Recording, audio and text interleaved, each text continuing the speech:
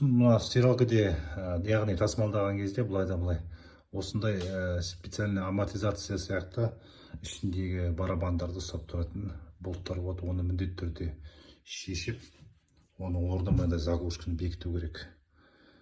Әрдайым мысалы бір жаққа көшкен кезде мынандай заты болу керек. Қайтадан снимать етіп тастайсыз да, солайдан жұмыс жасау керек. Біз алып тастамаймыз.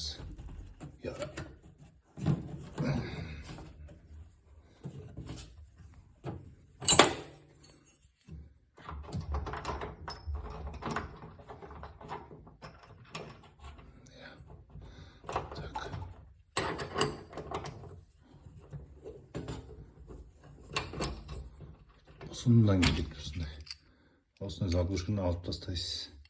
Көшетін кезде қайтадан салып, бекітіп, сол кезде тасымалдауға болады.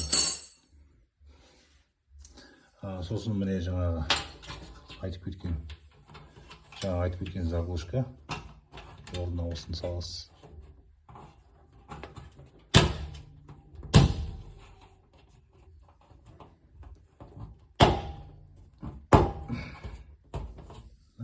Жақсы болып өсіп тұрады. Қалғандарында сөйтіп ашып тастайсыздар.